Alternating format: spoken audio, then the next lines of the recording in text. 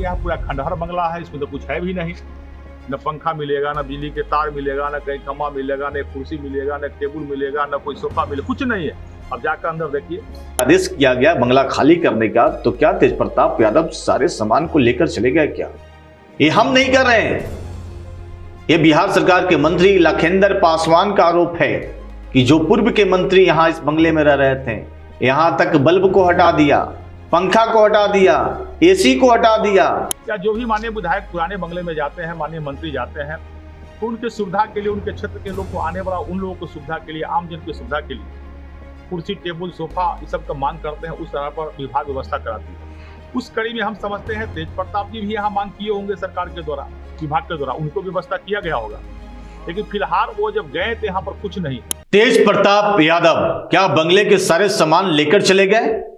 तेज प्रताप यादव बिहार सरकार के मंत्री थे, उन्हें बंगला आवंटित किया गया था जिसमें एसी, सोफा, कुर्सी सब कुछ होता है मंत्री के बंगले में।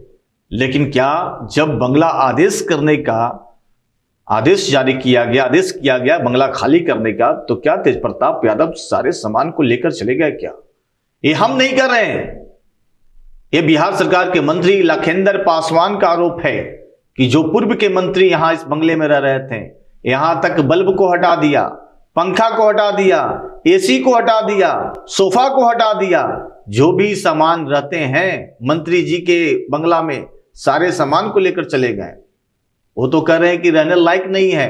भवन निर्माण को चिट्ठी तक लिख दी कि आपने कैसा बंगला आवंटित कर दिया है, जहां छत डैमेज है, जहां सब कुछ हालत खराब है, आपने ऐसा बंगला दे दिया है मुझे रहने के लिए। काफी निराश थे। जब से ये आरोप लगाए हैं तब से हलचल तेज हो गई है। बिहार की राजनीतिक में एक बार फिर से बंगला का विवाद शुरू हो गया है।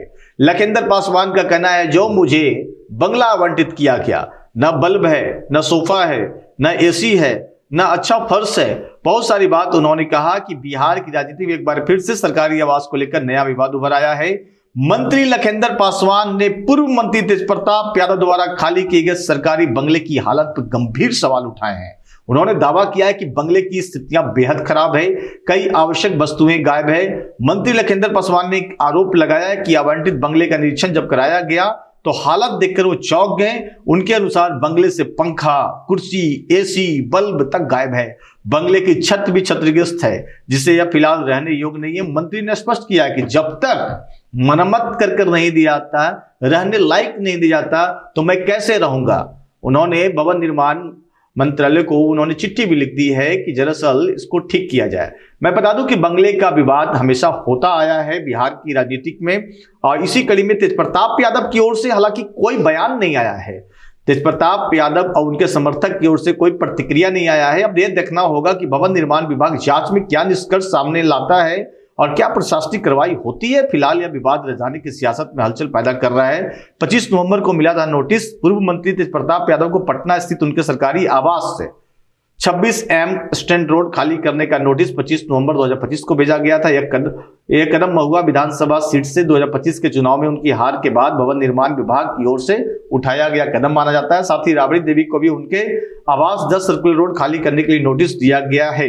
नियमों के मुताबिक पूर्व विधायकों को नोटिस मिलने के बाद अधिकतम 1 महीने के भीतर आवास खाली करना आवश्यक होता है। मैं बता दूं तेज प्रताप यादव ने बंगला को खाली कर दिया है। वही बंगला लखेंद्र पासवान मंत्री को मिला है, लेकिन वहां पर हालत ठीक नहीं है, जिसके वजह से लखेंद्र पासवान ने क्या कुछ कहा है, आइए सुनते हैं।